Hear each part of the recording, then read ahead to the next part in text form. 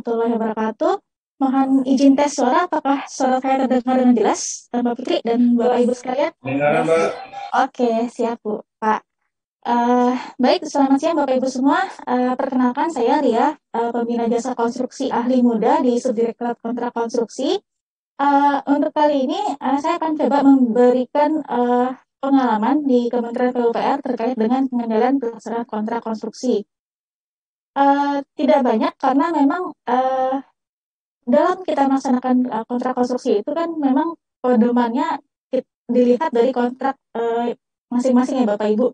Jadi di dalam syarat-syarat umum kontrak itu memang sudah tertuang semua hak dan kewajiban para pihak, baik pengguna maupun penyedia, serta bagaimana kita dalam melaksanakan prosedur selama pelaksanaan kontrak. Nah, ini hanya mungkin sekitar sekedar refreshing Bapak Ibu saja bahwa secara garis besar pengadaan pekerjaan konstruksi itu terdiri dari 6 tahapan. Dari mulai perencanaan pengadaan sampai pelaksanaan pengadaan, dari mulai perencanaan pengadaan oleh PAKP atau PPK yang meliputi tahap identifikasi kebutuhan sampai penyusunan anggaran, sampai ke serah terima hasil pekerjaan yang akan dilakukan oleh PPK dan penyedia, baik dari melalui PHO maupun FHO, dan akhirnya hasil penelitian konstruksi tersebut diserahkan kepada PA atau KPA. Nah, mungkin Bapak Ibu sudah sangat memahami sekali terkait dengan pengadaan pekerjaan konstruksi ini, mungkin nanti bisa dibaca saja. Jadi kita langsung masuk ke dalam pengendalian kontrak. Nah, merefresh sedikit, mungkin karena Bapak Ibu peserta adalah sebagai advisor dan pemberi keterangan ahli, tentunya sudah paham betul mengenai bagaimana kita melaksanakan pelaksanaan kontrak konstruksi ya Bapak Ibu. Dari mulai SPBJ sampai berakhir kontrak. Jadi, mengingatkan kembali bahwa ini adalah tahapan pelaksanaan kontrak konstruksi, di mana setiap tahapan itu pasti ada titik kritis yang perlu kita cermati, Bapak Ibu. Dari mulai SPBJ, mana tahu ada penolakan dari PPK sebelum menerbitkan SPBJ, atau penyedia yang ditunjuk ternyata mengundurkan diri. Nah, titik-titik seperti itulah yang perlu menjadi perhatian PPK ataupun perhatian advisor juga, bagaimana kita mengatasi ataupun memberikan solusi kepada para pihak. Kemudian, ketika PPK sudah menerbitkan SPBJ, maka tentunya para pihak harus segera melaksanakan rapat persiapan tanda kontrak. Nah, di sini kan tentu ada beberapa hal yang harus dibahas. Bagaimana bentuk rancangan kontraknya, kemudian kelengkapan dokumen kontraknya, kemudian kapan tanda kontraknya, dan seterusnya. Nah, kemudian masuklah ke dalam tanda kontrak. Ini nanti adalah kesepakatan para pihak kapan dilakukan tanda kontrak. Kemudian setelah kontrak terbit, timbullah hubungan hukum antara para pihak, baik WPK maupun penyedia, di mana saat rapat persiapan tadi itu kan sudah dibahas satu persatu dan sudah dibaca satu persatu ya Bapak Ibu, dari mulai surat perjanjian, kemudian syarat umum kontrak, dan tentunya syarat khusus kontrak, serta dokumen lain, baik itu spesifikasi teknis ataupun gambar, kemudian DKH dan lain sebagainya. Dengan tentunya berdasarkan dari penawaran penyedia terkait dengan penawaran harga maupun metode pelaksanaan yang akan dilaksanakan. Kemudian dari penyerahan lokasi kerja pun, ini juga tentunya ada titik kritis. Karena kan seperti yang kita ketahui ya Bapak Ibu, pembebasan lahan itu tentu akan memakan waktu dan biaya. Dan saat pelaksanaan tender ataupun seleksi, belum tentu lahan itu sudah bebas sepenuhnya ya Bapak Ibu. Nah, akhirnya di dalam kontrak itu kita diberikan keleluasaan bisa menyerahkan lahan ataupun lokasi kerja secara keseluruhan atau secara bertahap sesuai dengan kebutuhan dari penyedia. Nah, dalam penyerahan lokasi kerja inilah PPK perlu menerangkan apakah serah terima dapat diserahkan secara keseluruhan atau secara bertahap. Jika bertahap, maka tentunya di dalam berita acara penyerahan lokasi kerja harus dicantumkan titik-titik mana saja yang bisa diserahkan duluan dan titik mana yang masih dalam proses pembebasan. Nah, itulah kita tuangkan dalam berita acara penyerahan lokasi kerja. Kemudian masuk ke dalam SPMK. Nah, setelah PPK menyerahkan lokasi kerja, maka tentunya PPK akan mengeluarkan surat perintah mulai kerja yang akan berisi detail ruang lingkup pekerjaan yang harus dilaksanakan oleh penyedia, kemudian kapan tanggal mulai kerja penyedia, kemudian berapa lama masa pelaksanaan pekerjaan, kemudian apakah denda yang diterapkan dalam kontrak itu adalah berupa denda dari sebagian pekerjaan atau dari keseluruhan total harga kontrak. Nah, itu diatur semua di dalam SPMK, kemudian masuk ke dalam PCM. Nah, ada beberapa aturan di dalam syarat umum kontrak yang mengatur mengenai batasan waktu. Misal dari tanda kontrak sampai ke SPMK itu ada 2 kondisi Bapak Ibu di dalam kontrak.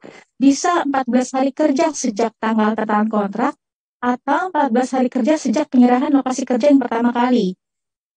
Kemudian dari SPMK ke PCM atau rapat persiapan pelaksanaan kontrak ini juga dibatasi waktu.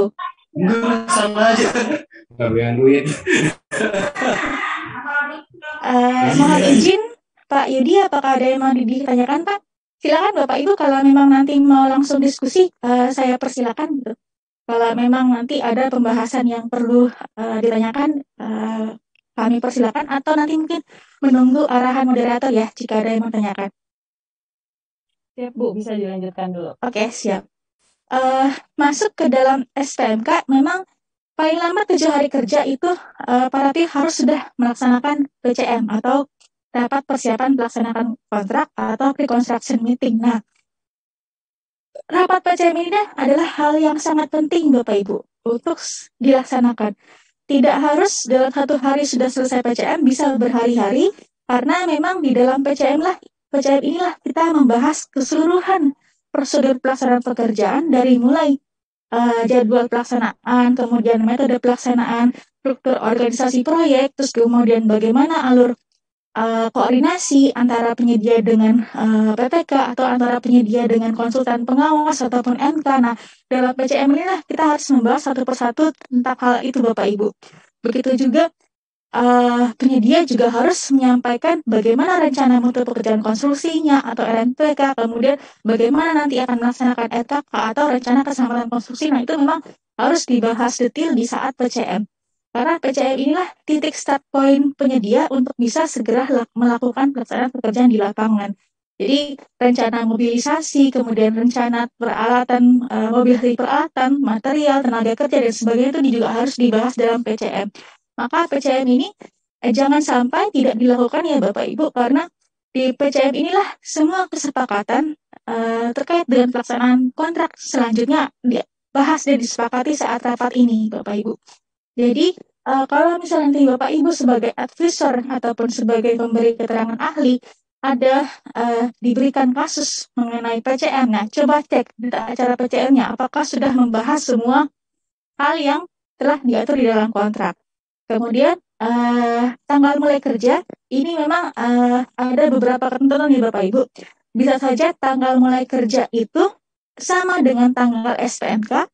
Bisa saja juga PPK mengatur bahwa tanggal mulai kerja itu mungkin bisa ditentukan beberapa hari setelah tanggal SPMK. Jadi tidak menutup kemungkinan tanggal mulai kerja itu akan berbeda dengan tanggal terbitnya SPMK. Kemudian masuk kita ke tahapan yang pertama dari pelaksanaan kontrak, yaitu pembayaran uang muka.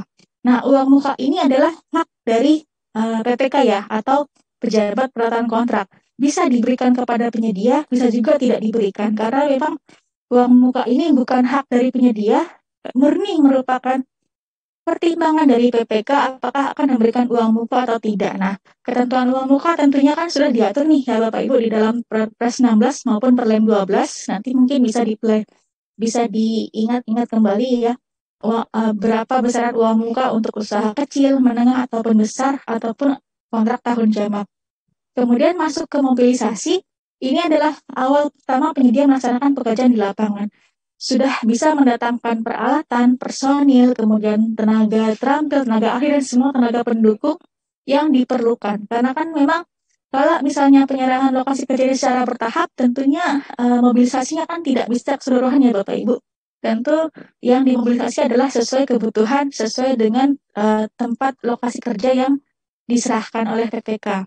Kemudian masuk ke dalam M-Channel. Nah, M-Channel ini adalah titik kritis yang kedua setelah PCM, selama pelaksanaan kontrak. Saat M-Channel inilah pengukuran dan pemeriksaan detil lokasi pekerjaan. Karena bisa jadi gambar ataupun spek teknis yang diatur di dalam kontrak awal itu berbeda dengan lapangan yang sesungguhnya ya Bapak Ibu. Jadi memang M-Channel ini adalah titik kritis kedua setelah PCM, di mana para pihak, baik pengguna maupun penyedia maupun konsultan pengawas itu harus sama-sama turun ke lokasi pekerjaan, kemudian melakukan pengukuran detail lokasi kondisi pekerjaan dan sepertinya. Nah, jika ada perbedaan kondisi lapangan dengan kontrak, maka harus setelah dilakukan addendum kontrak. Dan addendum kontrak inilah yang berlaku, kemudian para pihak harus melihat ke addendum kontrak yang terbaru ya Bapak Ibu. Kemudian setelah lakukan M-Channel inilah kemudian penyedia melaksanakan pekerjaan sampai PHO. Di sini ada prestasi-prestasi pekerjaan, bisa juga terjadi kondisi-kondisi yang tidak kita perkirakan ya Bapak Ibu. Mungkin ada perubahan kontrak, mungkin ada permasalahan terkait dengan subkontrak, kemudian mungkin ada penyesuaian harga ataupun terjadi kondisi keadaan kahar ataupun ternyata kontraknya mengalami keterlambatan dan masuk kontrak kritis atau ada peristiwa kompensasi yang terjadi. Nah, memang ketentuan-ketentuan selama pelaksanaan pekerjaan itu kita sebenarnya bisa lihat bagaimana prosedurnya, bagaimana tata caranya itu di dalam syarat-syarat umum kontrak dan syarat-syarat khusus kontrak. Jadi, kalau memang terjadi permasalahan ataupun ada kasus yang meminta masukan dari Bapak Ibu semua, maka cek kembali seperti apa pengaturan syarat umum kontrak yang diatur di dalam kontraknya pakai tersebut ya Bapak Ibu. Kemudian saat PHO, ini tentunya kita sudah bisa melakukan perhitungan prestasi 100% atau ada pembayaran denda keterlambatan ketika terlambat atau jaminan-jaminan dikembalikan. Jadi kan saat PHO tentunya jaminan pelaksanaan dikembalikan kepada penyedia dan PPK menerima jaminan pemeliharaan. Kemudian dilakukanlah masa pemeliharaan sampai FHO, terbitlah BAST yang kedua yaitu BAST serah terima akhir. Dan akhirnya berakhirlah pekerjaan dan berakhirnya kontrak. Tentunya di sini juga ada eskalasi. Kalau misalnya nanti masih ada pembayaran eskalasi, maka kontrak masih tetap hidup sampai eskalasi itu dibayarkan. Nah, inilah Bapak Ibu, mungkin sekilas untuk mengingatkan kembali kepada Bapak Ibu semua bagaimana tahapan pelaksanaan kontrak. Silakan Bapak, kalau ada yang mau ditanyakan. Oke, kita lanjut ya Bapak Ibu. Nah, masuk ke dalam prinsip pengendalian kontrak di dalam pelaksanaan kontrak konstruksi. Jadi, ada dua ya Bapak Ibu, ada prinsip pengendalian oleh pejabat pengenalan kontrak, baik itu PA, KPA, atau PPK, dan ada pelaksanaan yang dilakukan oleh penyedia, yang bisa dibantu oleh subpenyedia maupun rantai pasok. Nah, kedua pihak ini, antara PPK dan penyedia, itulah dia memiliki hubungan hukum di dalam kontrak kerja konstruksi, yang pada prinsipnya di dalam kontrak itu tercakup 4 hal pokok, yaitu mengatur mengenai lingkup pekerjaan, mengatur mengenai berapa biaya di dalam kontrak itu, mengatur berapa lama masa waktu pelaksanaan kontrak, dan terakhir bagaimana mutu yang harus dicapai oleh penyedia dalam melaksanakan kontrak tersebut. Nah, perubahan lingkup biaya, mutu, dan waktu ini saling mempengaruhi Bapak Ibu. Jadi, kalau misalnya ada perubahan lingkup, kemungkinan besar akan mempengaruhi perubahan biaya, dan kemungkinan besar juga akan mempengaruhi perubahan waktu, dan tentunya bisa juga mempengaruhi mutu dari kualitas pekerjaan yang ditentukan oleh PPK. Mana tahu memang ternyata dari penambahan lingkup mengakibatkan penambahan biaya dan mengakibatkan perpanjangan waktu dan harus menambah mutu atau kualitas dari pekerjaannya yang diharapkan PPK dari penyedia. Secara prinsip Bapak Ibu, di dalam kontrak itu tercantum 4 hal pokok ini. Kalau pengaturan mengenai lingkup itu kita bisa lihat di dalam surat perjanjian, tentunya di pasal 2 terkait dengan ruang lingkup pekerjaan utama dan di syarat khusus kontrak. Karena siapa tahu ada penambahan lingkup khusus yang diatur di dalam syarat khusus kontrak. Kemudian terkait dengan biaya itu kita bisa lihat di dalam surat perjanjian, karena kan memang di dalam pasal 3 diatur ya Bapak Ibu tentang harga kontrak dan pembayarannya, dan dengan sumber dana anggaran dari mana itu diatur di dalam surat perjanjian. Begitu juga di dalam syarat khusus juga ada ketentuan mengenai denda keterlambatan yang bisa mempengaruhi harga pekerjaan dan sebagainya. Serta lebih detail diatur di dalam daftar kuantitas atau keluaran dan harga yang berisi rincian dari seluruh item pekerjaan dengan harga satuannya, jika itu adalah kontrak harga satuan, serta total dari pekerjaan tersebut.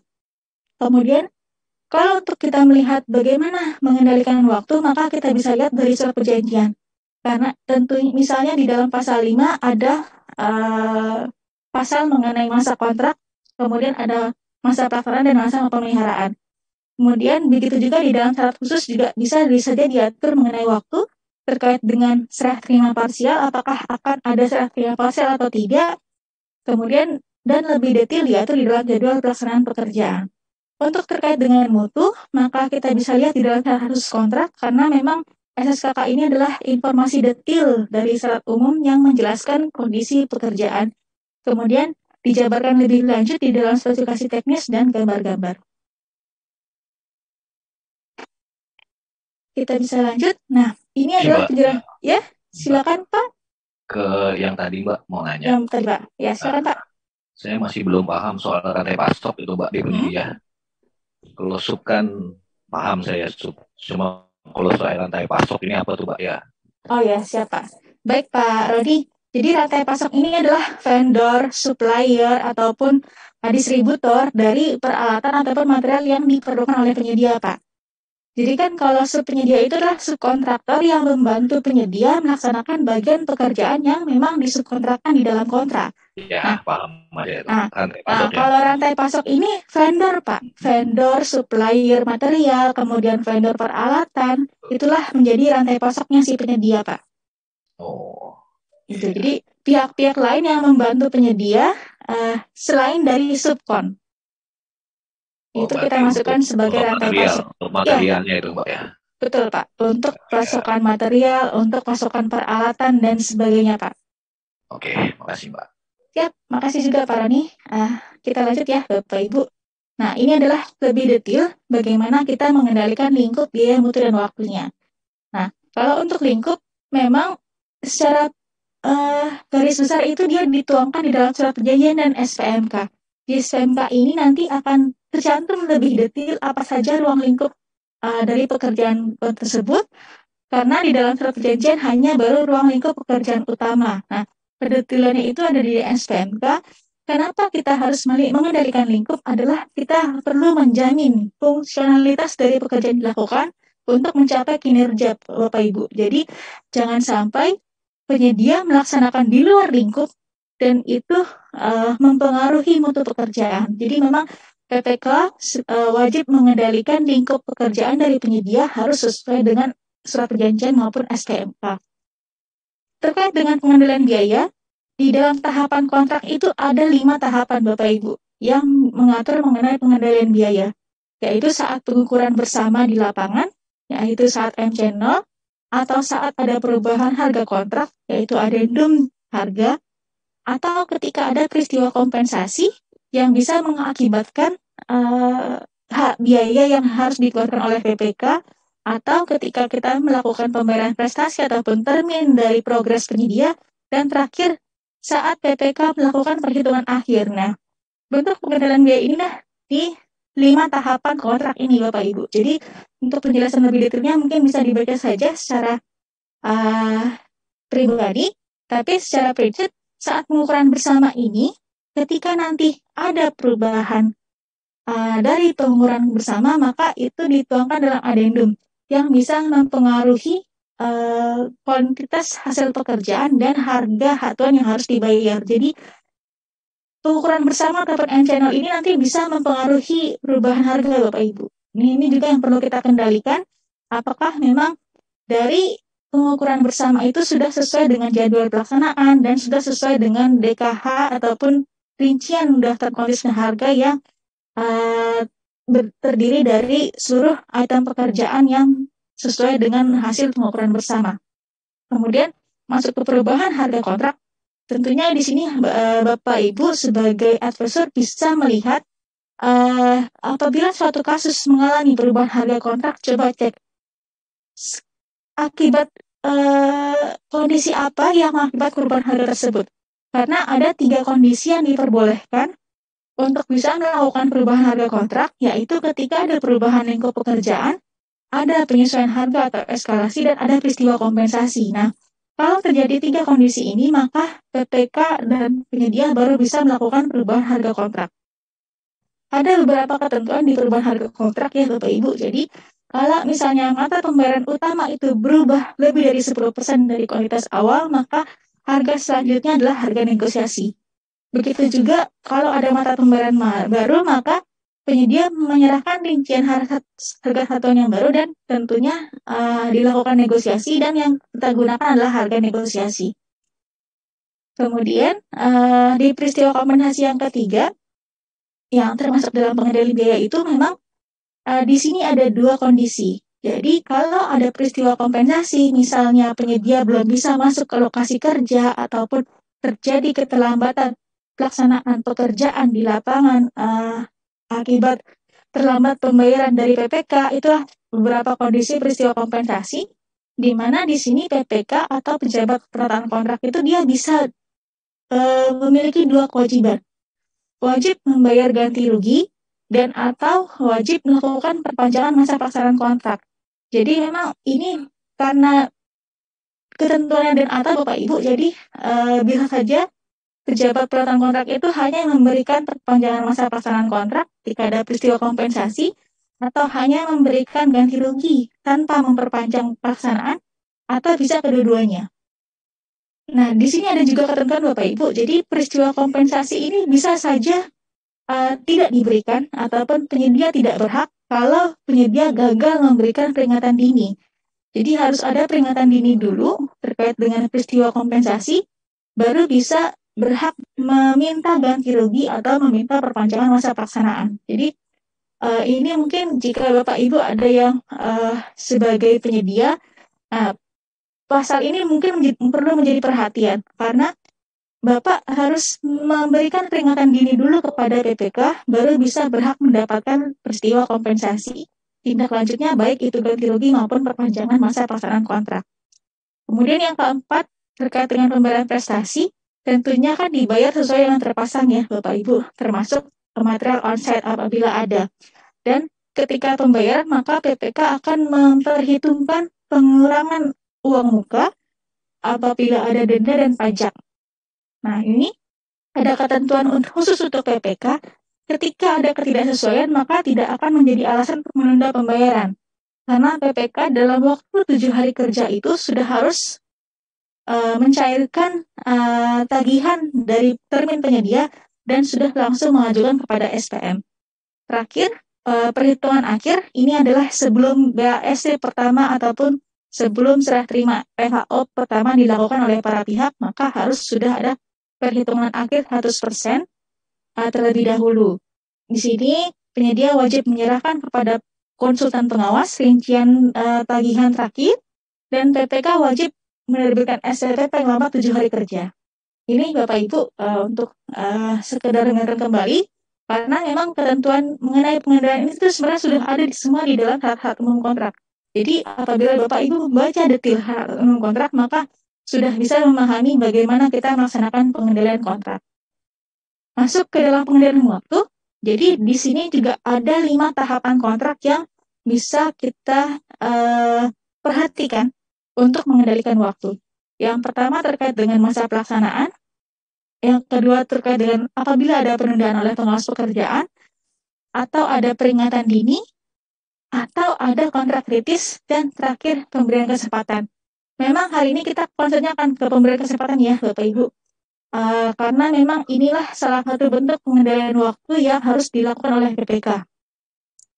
Mungkin masa pelaksanaan, penundaan, peringatan dini ini mungkin Bapak Ibu bisa baca sendiri secara pribadi. Saya akan mencoba untuk mendetailkan lebih jauh terkait dengan kontrak kritis dan pemberian kesempatan.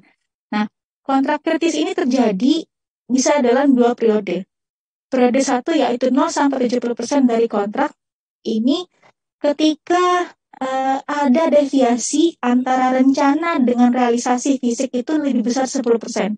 Maka sudah termasuk dalam kontrak kritis dan PPK harus segera melaksanakan show-cause meeting atau rapat pembuktian atau SCM.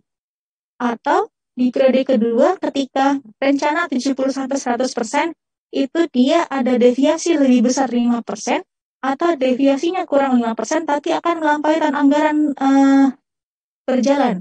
Nah, inilah termasuk dalam kontrak kritis juga dan PPK harus segera melaksanakan penanganan kontrak kritis. Mungkin ini penjelasan lebih detailnya Bapak Ibu.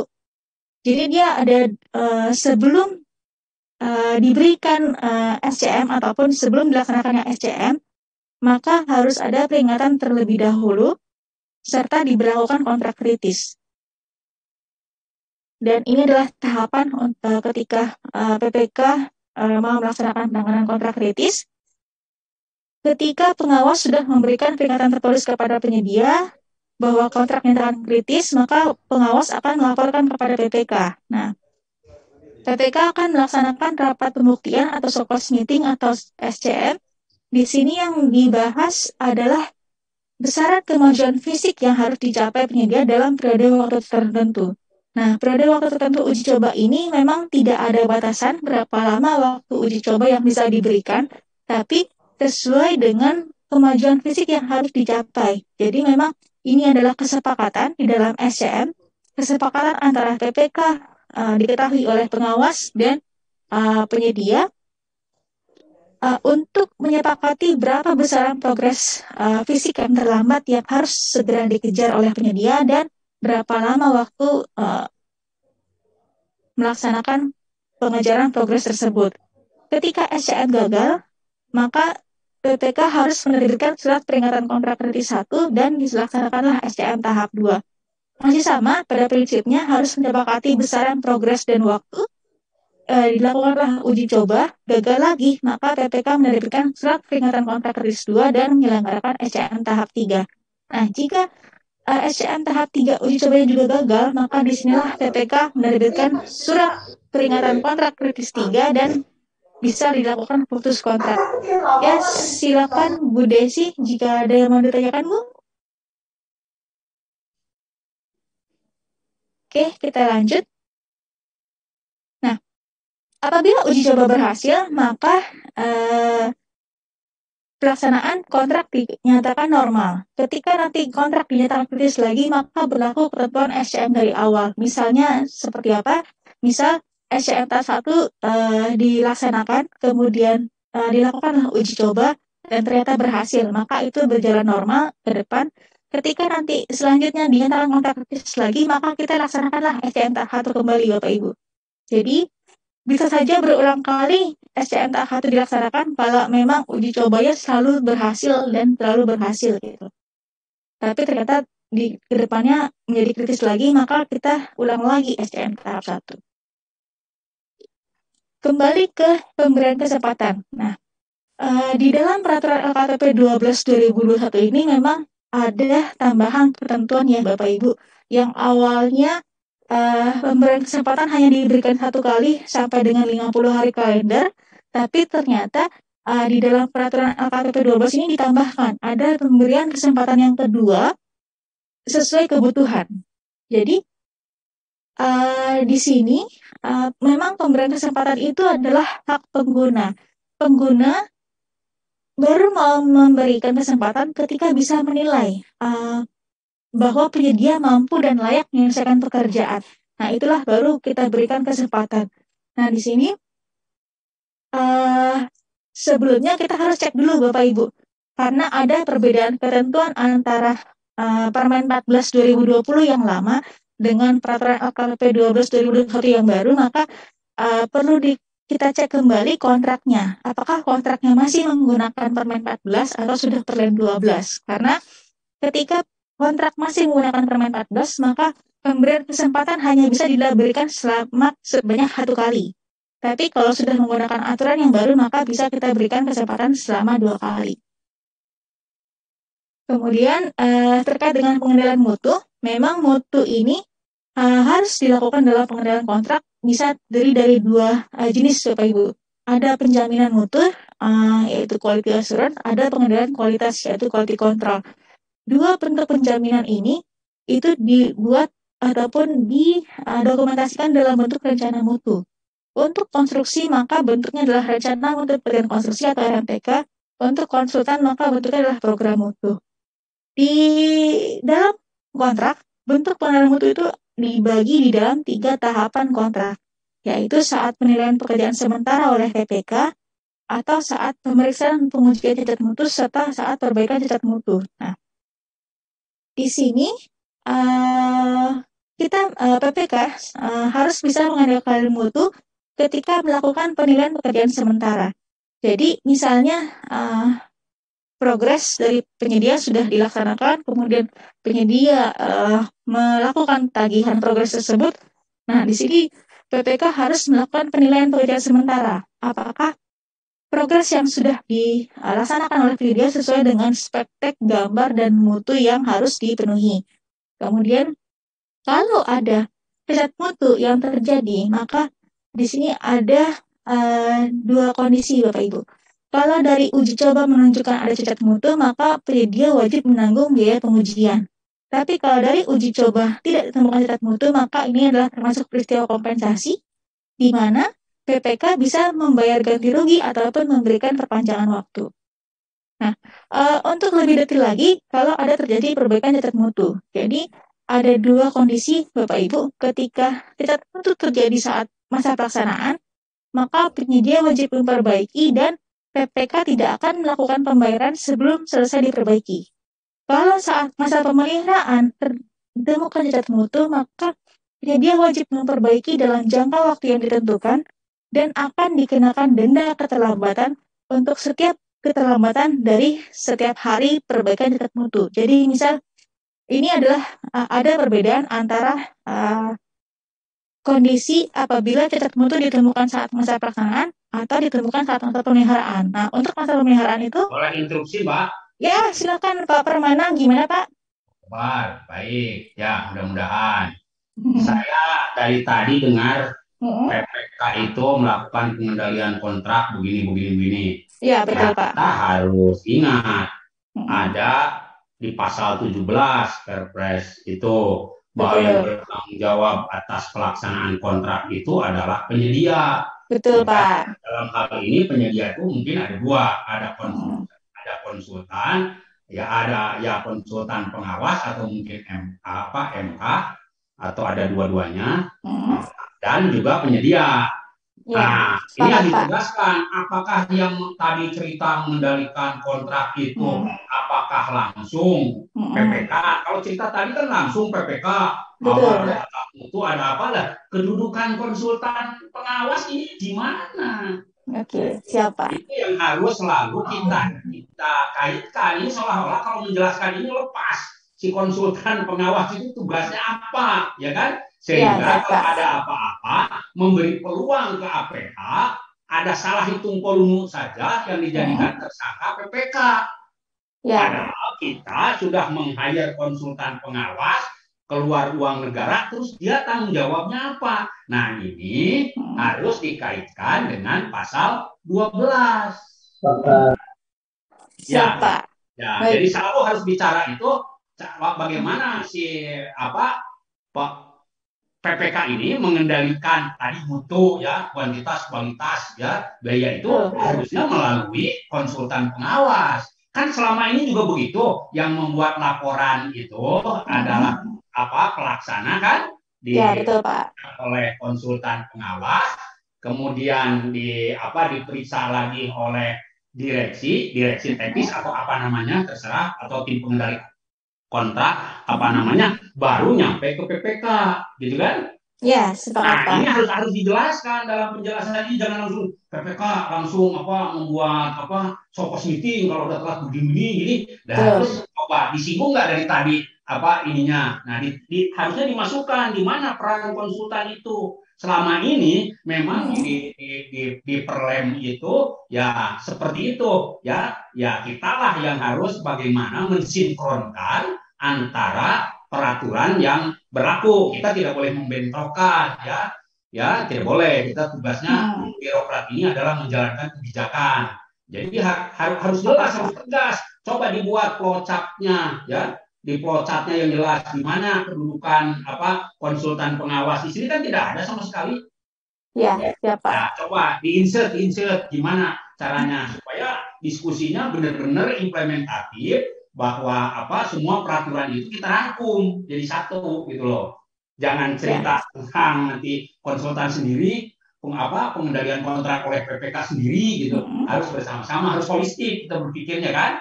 Setuju kan begitu kan? Setuju, Pak. Baik, ada lagi Pak Permana mungkin? Ya, sementara itu aja dulu. Ya, coba siap. di sini itu yang tadi itu di-insert di mana gitu kan kedudukan. Baik, makasih informasinya Pak Permana. Bu Ria, mohon izin. Ya, silakan. Ya, Bapak Ibu, mungkin biar itu supaya kita selesainya cepat gitu untuk narasumber, mungkin nanti tanya jawabnya di akhir aja gitu ya Bu, buat biar selesai ininya dulu pemberian selesai dulu materi ya. Oke, siap. Saya karena sudah tua aja takut lupa.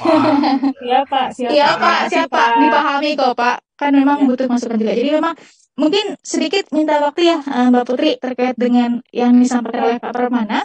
Jadi memang karena materi yang diminta dari PU adalah tentang pengendalian kontrak Pak. Jadi di sini memang kami tidak memasukkan peran konsultan pengawas. Karena ada perbedaan adalah dari fungsi pengendalian dari PPK dengan fungsi pengawasan dari konsultan, Pak. Nanti masukan Pak Permana saya akan tambahkan, Pak. Mungkin di kesempatan selanjutnya. Bilangin ke Pak Dirjen dari saya. Oh iya, siap Pak Permana. Baik, akan kami sampaikan, Pak. Jadi memang selama ini kami memang memisahkan antara fungsi pengendalian dan fungsi pengawasan, Pak. Jadi nanti usulan Permana saya akan sampaikan kepada pimpinan. Kami akan buat secara lebih holistik, Pak, untuk mensinkronkan antara pengendalian dari PPK dan pengawasan dari konsultan ya Pak. Mohon izin mungkin nanti bukan di materi ini ya Pak Permana ya Pak. Ya boleh, tapi ya siap. Itu masukan dari saya. Sedikit. Baik, terima kasih. Sedikit Bu Ria. Siap, silakan Pak Arif Rahman. Iya, ini Bu Ria ini bekas anak buah saya, tapi bagus. Ini sebagai PPK itu mengarahkan kepada konsultan untuk melakukan pengendalian. Jadi konteksnya itu bagaimana PPK mengendalikan konsultan yang utamanya, strategisnya di situ. Jadi dari PCM pun ada PCM khusus untuk konsultan. Bagaimana dia sukses untuk mengawasi. Itu aja sedikit, makasih. Yo. Siap, terima kasih Pak Arif. Baik, izin Bapak Ibu, kita lanjutkan dulu ya sedikit Bapak Ibu.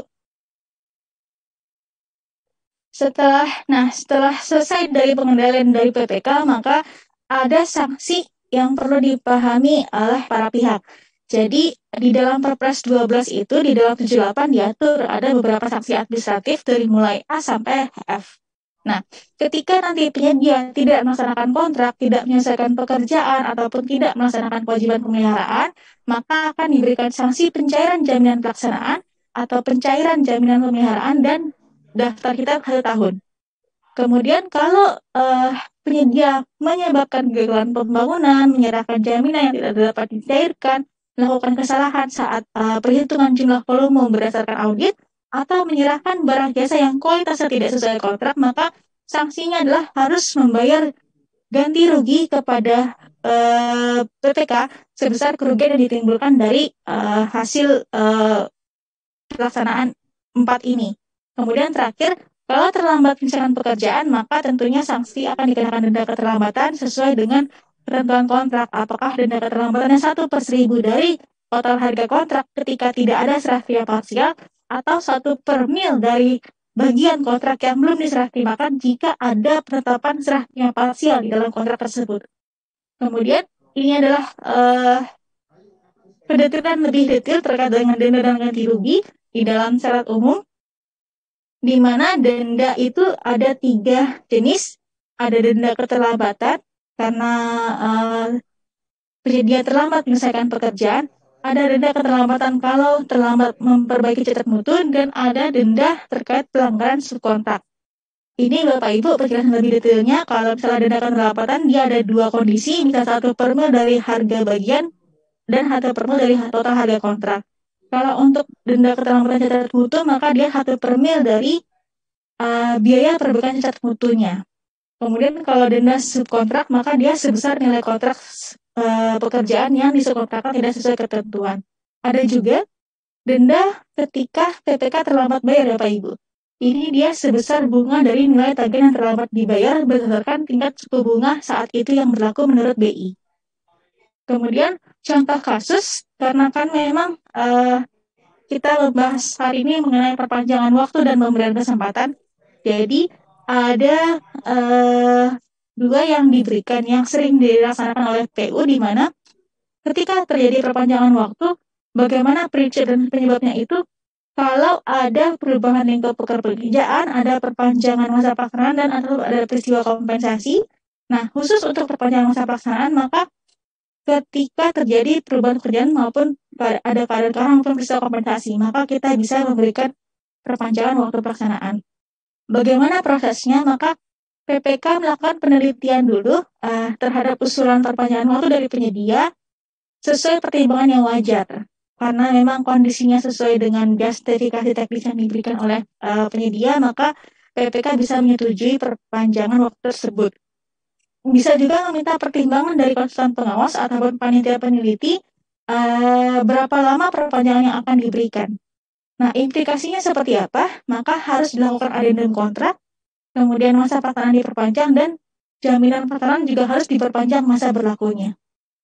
Untuk pemberian kesempatan, di sini pemberian kesempatan adalah hak PPK. Jadi kalau PPK menilai bahwa penyedia bisa menyelesaikan pekerjaan, maka kita bisa berikan kesempatan. Yang pertama maksimal 50 hari, dan pemberian kesempatan kedua itu sesuai kebutuhan.